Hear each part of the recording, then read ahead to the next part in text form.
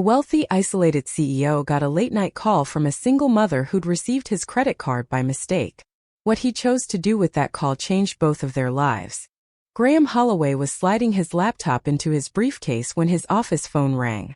It was late enough that the lights on his floor were dim, the cleaning crew gone, the city outside reduced to blinking points of white and red. His day had already run past the limits of reasonable, and his first instinct was to let the call roll to voicemail. But something about the silence in the room, and the hour, made him lift the receiver. He had no idea that the voice waiting on the other end would crack open a part of his life he'd spent years keeping sealed. I think I might have the wrong number," the woman began, careful and apologetic. She explained that a credit card with his name on it had been delivered to her address, and she didn't know why. She sounded uneasy, like someone who didn't want to bother anyone, but couldn't ignore the situation. Before Graham could reply, a thin, exhausted wail rose through the line. A baby. The sound was small, frayed at the edges, but it cut straight through the distance between them. Behind it, a young child whispered something soft and worried about formula being gone. If you still believe in quiet, ordinary goodness, that simple choices matter more than grand speeches, this is one of those stories. Graham leaned back in his chair and listened. The baby's cry wasn't dramatic. It was the kind of cry that came at the end of a long day, when everyone involved had already run out of energy. The office around him suddenly felt too clean, too controlled. Glass walls. Empty leather chairs. No photos, no toys left on the floor. No reminders that life existed outside spreadsheets and quarterly targets. He asked the woman for her name, not entirely sure why. Claire. Claire Parker, she answered quickly, as if she were taking up borrowed time. Her voice sounded exhausted but measured. She wasn't fishing for help. She was simply trying to return something that wasn't hers. The baby cried again, sharper now, closer to the phone. Something tightened in Graham's chest. For years he had learned how to live inside pressure, deadlines, long flights, and long silences. He was good at it. Control was his specialty. But this sound didn't belong to that world. It was messy and immediate and alive.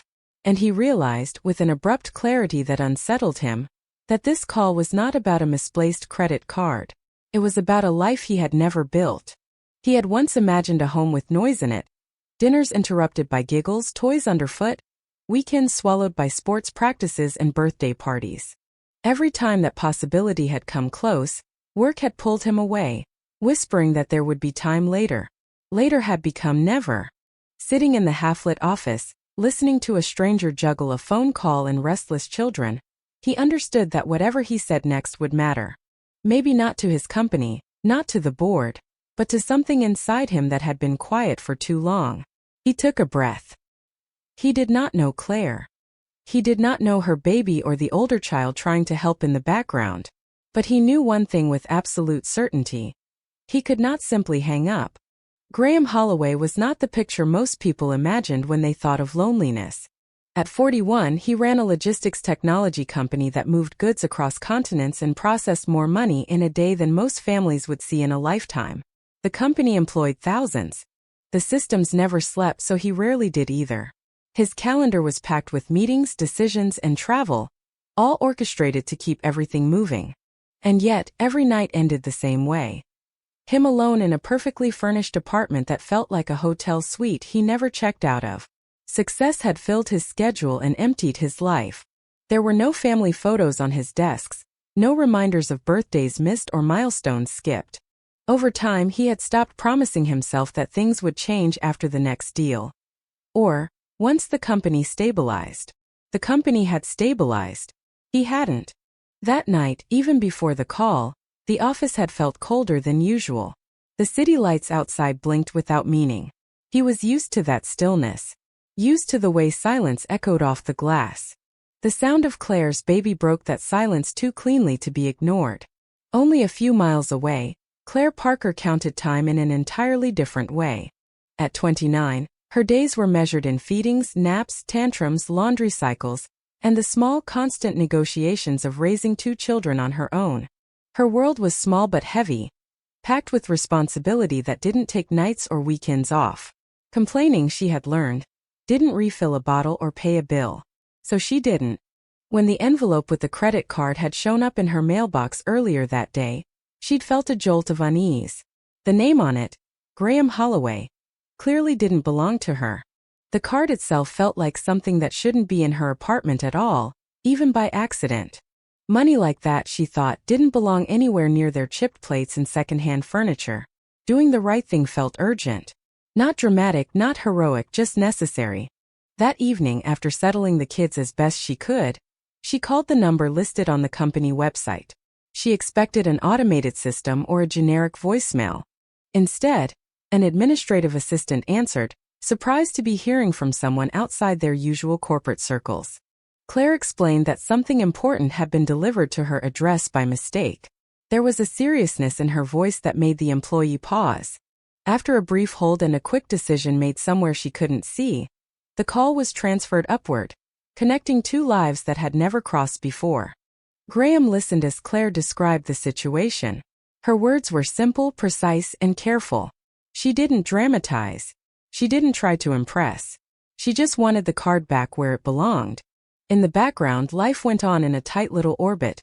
A child murmuring questions, a baby fussing, drawers opening, something clattering onto the floor. Their ordinary chaos stood in sharp contrast to his controlled quiet. He stayed on the line longer than he normally would with a stranger. At first, he told himself it was because of the risk. A credit card in the wrong hands could be a problem. But that wasn't the truth. He was listening because this was real in a way his life rarely was. The baby's cry rose again, louder, edged with hunger. Claire shifted the phone, trying to soothe him with one arm while talking with the other. Her older child offered whispered solutions only a child would think might help. Still no panic, just tired coordination. Without planning to, Graham heard himself ask, "Is the baby okay?" The question slipped out before he could pull it back into the safe distance he usually kept between himself and other people's lives. There was a brief silence on the line. Then Claire answered, matter of fact, "The formula ran out earlier than I expected. I'll get more in the morning when the stores open." The words were practical. The pause before them was not. Graham checked the time and stared out at the city. For him, the day was over except for the quiet. For her, the hardest part of the night was just beginning. The imbalance between their worlds was suddenly impossible to ignore. He thought of all the things he'd postponed over the years. Calls he hadn't returned. Relationships he'd let fade. Invitations he'd declined in favor of late nights at the office. All the small chances to show up for someone that he'd traded for one more email, one more decision, one more metric. It struck him how easily he solved his own problems with money now. Not because he was frivolous, but because he simply could. A crisis for him could be reduced to a transaction. For Claire, even one can of formula was a calculation. And he wondered what it meant to live with that kind of power and almost never use it where it might actually matter. Claire calmly explained where she lived and how she planned to return the card. She repeated that she hadn't used it and wouldn't. She apologized again for calling so late. Her concern wasn't about reward or thanks. It was about doing the right thing. That insistence on integrity, even when no one was watching, stayed with him. He realized he was already outside his usual limits. He could thank her, arrange a courier, hang up, and let their paths separate again. Or he could admit to himself what he was really hearing and let it change something. He stayed silent for a moment, letting the sounds of her small apartment fill the line. The baby's uneven cries, the murmured reassurances, the creak of floorboards. He imagined a cluttered living room, toys scattered, dishes stacked, laundry in various stages of done. A place with no room for delay, because needs didn't wait for convenient timing. In his office, the silence around him came from abundance. For her, the noise came from fatigue. That contrast unsettled him in a way quarterly losses never had. Her voice broke back into his thoughts, apologizing again for the background noise. She explained she was trying to calm the baby and keep her older child from spiraling into worry. Her words were plain, almost clinical in their honesty. No dramatics. No hints. No angling. It would have been easier if she had asked, he thought. But she didn't.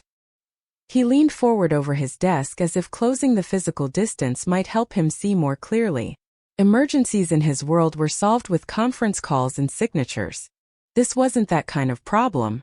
This needed something he hadn't practiced in a long time. simple presence. For a moment, he considered ending the call and delegating the card issue to someone else. That was how he handled most things, by assigning them. The idea made him feel strangely hollow. He realized he didn't want to go back to the emptiness of his office just yet. The noise on her end, exhausting as it clearly was, felt more alive than the quiet he'd been telling himself he preferred. Claire shifted the baby again and said almost offhandedly, "We'll be fine. We always get through nights like this. I'll figure it out in the morning." That line, "we always get through," sat heavy with him, carried the weight of repetition. This wasn't the first time. It likely wouldn't be the last. He felt an ache he hadn't allowed himself to name. Strength like hers never made headlines, but he recognized it as something fierce and undeniable. He thought again of the life he'd once imagined. Shared strain, shared routines, a sense of being needed for more than strategy and signatures. Somewhere along the way, he had traded that vision for precision and certainty. The sadness that had been dogging him for years suddenly had shape. As the baby's crying softened by a fraction, a decision settled into him. He could stay exactly who he'd been for years, efficient, detached, uninterruptible. Or he could respond honestly to what was right in front of him. He didn't raise his voice or make a speech, but when he spoke again, his tone had changed. He told Claire he understood that she wanted to return the card, and that he respected her for calling immediately. Then he asked carefully if there was a store nearby still open. Claire sounded puzzled. She hesitated, then explained that there was a pharmacy a few blocks away that stayed open late. She added that she hadn't been planning to go out again. Her baby shifted restlessly, and her older child listened in silence. "We'll make it until morning," she repeated quietly. "We always do." It was that steady acceptance, not a plea, that stayed with him. Graham told her he wanted her to use the card, just this once, for formula and anything essential the baby needed that night. Nothing extravagant. No strings. No expectations afterward. The words were simple, but they landed heavily on both sides of the call. There was a long pause. Claire clearly disliked the idea. Years of sidestepping offers that came with unspoken obligations had trained her to be wary. This felt like unfamiliar ground. She finally agreed, but only, she said crisply, because it was for the baby, and only because he insisted. She repeated that she would return the card in person the next day and pay back every cent she used, even if it took time. Graham told her they could talk about that later. He didn't bother trying to explain what had actually moved him. They ended the call without fanfare. No speeches. No promises. When he set the receiver down, he didn't feel relief at having handled a problem.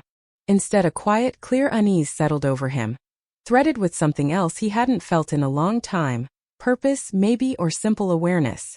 For the first time in years, he had used his money for something immediate and human, rather than as a number on a screen. Across the city, Claire bundled her children up against the night air. She tucked the card carefully into her worn wallet and stepped outside. At the pharmacy, she moved quickly. Formula first. Then a few basic items the baby genuinely needed. She did not linger over anything else, even things she knew they were running low on. Each time her eyes drifted to another shelf, she reminded herself why she was there. The line between need and want had been drawn very clearly in her life. Tonight she honored it. Standing at the register, she felt an unexpected mix of feelings. Not gratitude for the money itself, but for the trust. Someone who didn't know her had believed she would do the right thing. At the same time, she was already working out in her head how long it would take to pay it back. She refused to let a random misdelivered envelope define her as dependent on a stranger's generosity. This was a bridge, not a new foundation. In his apartment that night, Graham lay awake longer than made sense. He replayed the call. Claire's measured voice, the baby's cries, the older child's whispers. He thought of the way she had tried to keep her own circumstances off the table, even when he pressed. He had navigated crashes in markets, global supply chain disruptions, and last-minute deal collapses without losing sleep like this. But one ordinary phone call from a stranger had shaken him in a way nothing else had. Somewhere between the late-night pharmacy run on one side of the city and the quiet of his living room on the other, a question took shape in him. Had he built a life that was successful or just one that was efficient? He suspected the answer wouldn't be simple. The next morning, Claire walked into the lobby of Holloway Logistics with her chin level and her shoulders squared. The building was made to impress. High ceilings, polished marble, walls of glass. It was the kind of place designed for people who were used to being expected, which she decidedly was not. She didn't let that show. At reception, she calmly explained that she had spoken with Mr. Holloway the previous night and needed to return something important to him. The receptionist hesitated. This wasn't the usual way people reached the CEO. Then made a call. After a brief exchange, she asked Claire to wait. Claire adjusted the strap of her bag and reminded herself why she was there. She wasn't auditioning for anything. She was just finishing what she'd started. Upstairs, Graham watched her on the security feed before she even reached the elevator. The camera offered only angles and distance, but it was enough. She stood still, hands relaxed, gaze forward. She didn't gawk at the decor, didn't pull out her phone to take pictures. She wasn't awed or intimidated. She was focused. She was there to return a card and leave. That self-contained purpose unsettled him more than any aggressive negotiation ever did. When she entered his office, she didn't linger on the view or the furniture. She greeted him politely, thanked him for taking the call, and set his credit card on the desk. Then she reached into her bag and took out a small envelope, placing it beside the card. She explained that she had worked overnight cleaning a large house for a family a neighbor had recommended. Inside the envelope was the exact amount she had spent at the pharmacy, counted and double-checked. Graham told her it wasn't necessary. Claire shook her head. It was necessary to her. She appreciated what he had done, she said, but she didn't want to carry a debt she couldn't return. Her tone was steady and calm, not bristling with pride, just anchored in self-respect. He realized, watching her, that this wasn't about stubbornness. It was about dignity. He pushed the envelope back across the desk and said he only wanted the card returned. The money was not, and never had been, the point. She hesitated. For a second, he could see her weighing whether accepting that boundary would cross one of her own. Then she nodded slowly and slid the envelope back into her bag. Something balanced between them in that moment, neither of them taking more than they could live with. They spoke for a few minutes more. Not about favors but about work. Graham asked how long she had been looking for something stable. She answered plainly. She described past administrative roles, handling schedules, documents, customer calls, all the invisible tasks that kept things running before everything changed, as she put it. There was no sales pitch in her words, no attempt to turn the conversation into an opportunity. She was simply answering what he'd asked. When she finally stood to leave, Graham felt a resistance he hadn't prepared for. He realized he had grown used to conversations that came with an angle. Investors seeking returns, partners bargaining for leverage, candidates chasing a title. Claire wasn't doing any of that. She was just there. For the first time in a long while, he was sitting across from someone who wasn't performing for him. She thanked him again and turned toward the door, fully expecting that this odd, brief connection in her life was now over. He watched her take a few steps. He knew with a strange clarity that most stories like this ended right here. Good deed done, card returned, paths diverged forever. He could let that happen and go back to his carefully constructed world, slightly altered only by the memory. Or he could speak. "Claire," he said before she reached the doorway. He didn't raise his voice, didn't frame it as important. He just asked if she had a few more minutes, the way you ask when you intend to listen, not to command. She turned back, uncertain. She had fulfilled her obligation. In her experience, conversations with people in his position did not have second acts. Still, she nodded and waited. Graham asked her more about the work she'd done. Administrative tasks, customer communication, managing schedules and documents. The small, exacting responsibilities that, in his world, formed the spine of operations. She answered as she had before.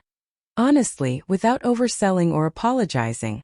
He could see competence there, paused, not lost. He explained that the company was growing faster than expected. Some teams were stretched thin. There were temporary positions, support roles that weren't glamorous but were steady and necessary. He was careful to be clear. This wasn't charity. He couldn't promise her anything beyond a chance to interview. Claire listened without interrupting. Her expression stayed neutral, attentive but not overeager. She had learned what it cost to build hopes on casual offers. When she asked questions, they weren't about perks. They were precise, hours flexibility, whether the role could realistically support a family. Practical questions born from experience, not wishful thinking. Graham noticed how little his title impressed her. She wasn't there to be saved. She just wanted to be taken seriously. That mattered more to him than any recommendation could. He laid out the structure and benefits of the role. When he finished, she took a moment, then said she would be grateful for the chance to interview, but she wouldn't accept special treatment. She needed the work to stand on its own. He agreed wholeheartedly. The promise felt strangely easy to make. As she noted the details and gathered her things again, something shifted quietly inside him. Offering her this opening didn't feel like generosity. It felt like alignment. For years, his decisions had revolved around growth, efficiency, control. This one felt anchored in responsibility, plain and human. Claire left with clear information and measured hope. No triumphant smiles, no dramatic relief. She knew better than to celebrate too early. The door closed behind her with a soft click. Back at his desk, Graham felt a weight and a direction at the same time. This wasn't just about hiring someone. It was about choosing, finally, to let his work intersect with real lives, not just numbers. For the first time in years, his company felt connected to something beyond profit. Claire's first weeks at the company were harder than she'd braced for, not because the job was beyond her, but because of the sheer weight of doing it all. She woke before dawn to move through the morning routine. Breakfasts, clothes, bags, drop-offs, the small meltdowns that came when kids' sense change. Then she spent full days at the office, learning new systems while trying not to make mistakes that would cost her the stability she was building. Evenings were a blur of pickups, dinner, baths, and bedtime battles. Exhaustion didn't crash into her. Crept in slow increments. But she showed up every morning. On time. Prepared. Steady. Graham watched from a respectful distance. He noticed details he had previously trained himself to overlook. The way she prioritized tasks. The way she anticipated problems before they landed on someone's desk. The way she stayed calm when deadlines squeezed everyone else. She rarely asked for flexibility. When she did, she used it precisely. Her presence didn't slow the pace of the office. It calmed it. That calm began to ripple outward. Meetings felt less frantic. Small crises were handled with less drama. It wasn't that Claire changed the direction of the company. She simply altered the current slightly, grounded it in something steadier. Outside the office, life did not suddenly become easy for her. Childcare plans fell through. Unexpected bills appeared. Some nights felt like they might crack in half under the strain. There were moments when she wondered if stability, for people like her, would always be temporary. But every time doubt rose, she reminded herself why she'd walked through that office door in the first place. This wasn't luck. This was work. Brick by brick. Graham, meanwhile, found himself doing something he hadn't in years. He started going home earlier. Not always. Not dramatically. But enough that even his driver noticed. On those evenings, he found himself watching families on the sidewalks. Parents shepherding kids across intersections, teenagers rolling their eyes, toddlers bargaining for 5 more minutes at the park. He had walked past scenes like that for years without really seeing them. Now, after hearing Claire talk in passing about her children, never in detail, never at length, always with a quiet matter-of-factness, those scenes looked different. He wasn't jealous. He was reflective. For the first time, he wondered seriously whether success had to mean absence. The company hit a rough patch that season. A sudden operational issue that demanded long hours and quick decisions. Instinctively, Graham leaned into his old patterns. Staying late, micromanaging, treating his office as a bunker. Claire noticed the shift without commenting. She responded in the way she knew best, by working. She took on additional tasks where she could, smoothing small crises before they reached the point of escalation. While others scrambled, her consistency held. One evening, long after most of the staff had gone home, Graham walked through the nearly empty floor and saw her at her desk, finishing a report she could have easily left until morning. He asked why she was still there. She looked up, a little puzzled by the question, and answered simply, mornings were harder than evenings. If she did the work now, she could give her kids more of herself tomorrow. The logic was so unadorned it stopped him. She wasn't glorifying sacrifice. She was managing reality. He thought about how often he had justified his own late nights as necessary, noble even, when in truth they had been ways to avoid other parts of his life. Her clarity forced him to look at his habits straight on. As weeks turned into months, their conversations developed a quiet rhythm. They spoke mostly about systems, priorities, and workflows. Sometimes about fatigue, hers as a mother, his as a leader. Never in a way that crossed lines, always with mutual respect. She never asked for reassurance. He never made promises he couldn't keep. Trust formed not because of grand gestures, but because both of them did what they said they would, again and again. Eventually, Graham sat down with his leadership team to review Claire's performance. He presented data, not sentiment. Completed projects, improved response times, feedback from colleagues. The conclusion was obvious. Offering her a permanent role with full benefits wasn't kindness. It was common sense. When he called her into his office to tell her, he saw relief flash across her face, brief and quickly contained. Even with the offer in hand, something in her stayed braced, as if waiting for stability to be snatched away at the last second. He understood the look more than he wanted to admit. The quiet turning point came later, in an unmarked envelope. One night, Graham sat alone in his office, sorting through the stack of documents left on his desk. Contracts, reports, memos. Near the bottom he found a plain white envelope with no urgent stamp, no corporate header, just his name written in neat handwriting. Inside was a copy of a letter Claire had written to the Human Resources Department, explaining in straightforward language why stable work mattered so much to her. She didn't write about struggle for effect. She wrote about foundation. She described wanting her children to grow up seeing consistency instead of chaos. She wanted them to remember routines, not last-minute scrambles. She wasn't angling for sympathy. She was offering context, a clear picture of why she took the job and what it meant to her. Reading it, Graham realized something uncomfortable. He had never talked about his own needs with that much honesty, even to himself. He had poured his clarity into systems and strategies, not into the structure of a life. Claire was not just rebuilding her stability. She was modeling a kind of deliberate building he had quietly abandoned years ago. Her vision of family wasn't sentimental. It was practical, grounded, and firm. Suddenly, he understood his own loneliness with sharper edges. He hadn't just missed out on a family by accident. He had never made space for one. He thought back to that first phone call, to the sound of the baby crying. He had assumed his sadness then had come from witnessing someone else's hardship. Now he saw that he had also been grieving something in himself. His own absence from connections like that, even in their exhausting, inconvenient forms. Claire had no idea he'd read the letter. She had only intended it for HR, a straightforward explanation of why she valued the role. For her, clarity was a way of respecting the people on the other side of the desk, not a tactic. She didn't know that her words had quietly rearranged the furniture inside his mind.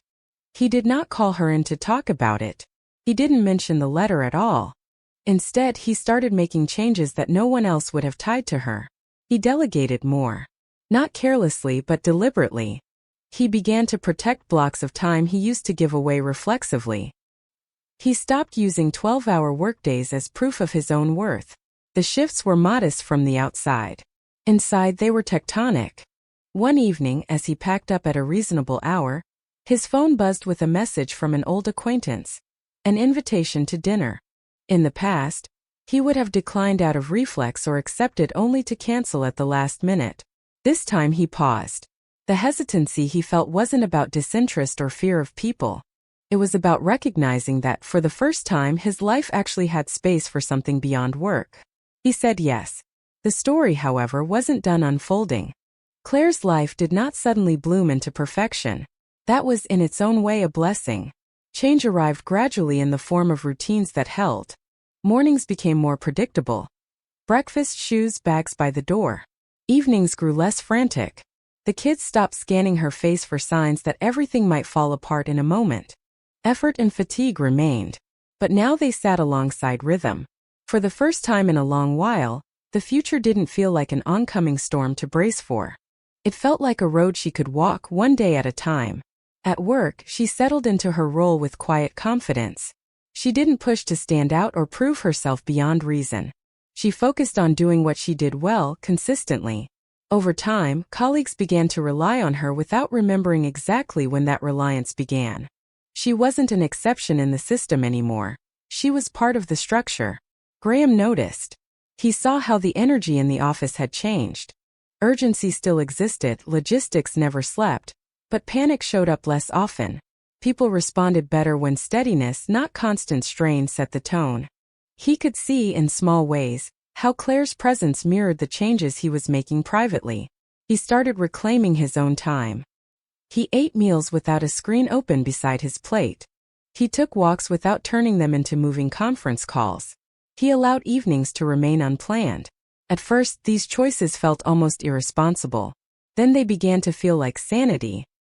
He realized that presence, the thing he had avoided because it left him face to face with himself, was not a weakness. It was a skill he'd never practiced. Claire noticed smaller shifts that mattered more than any single raise or title. She realized one day, standing at the sink, that she was no longer living in constant alert.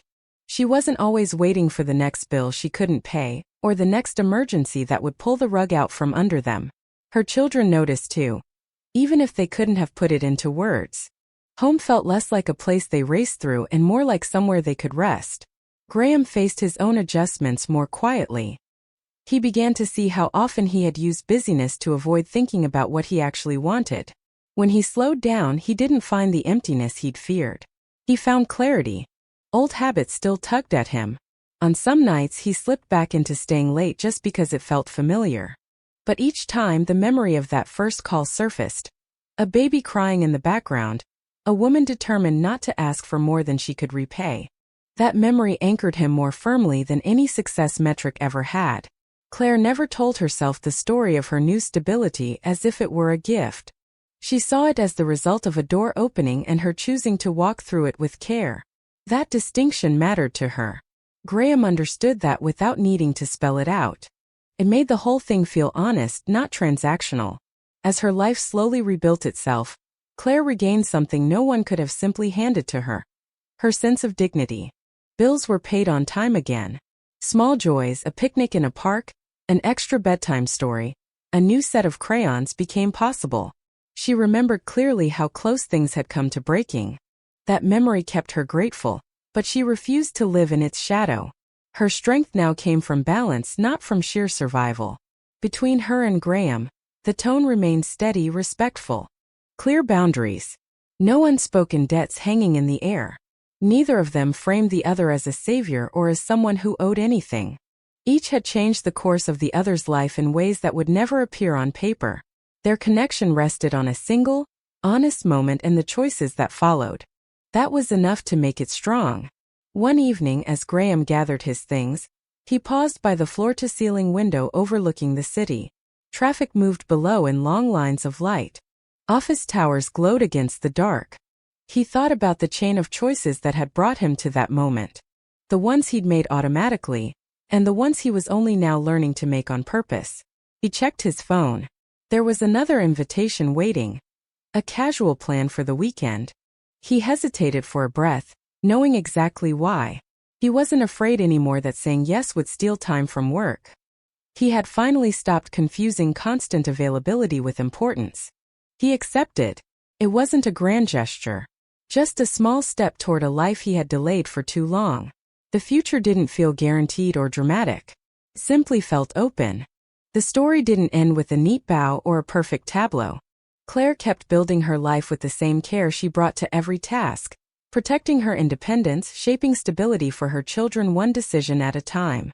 Graham kept learning how to let other people share his space instead of filling it with endless tasks. He began to see leadership not as standing above others, but as standing with them. What bound their stories together was never money or opportunity alone. It was a single act of kindness, answered with integrity, that revealed what mattered most to both of them. Presence, responsibility, and the quiet courage it takes to keep showing up. That understanding would keep guiding them long after this chapter slipped into memory. Thank you for staying with this story. If it resonated with you, Consider subscribing and turning on notifications so you don't miss more reminders that quiet goodness is still alive in the world. And if you'd like, tell us in the comments where you're watching from. See you in the next story.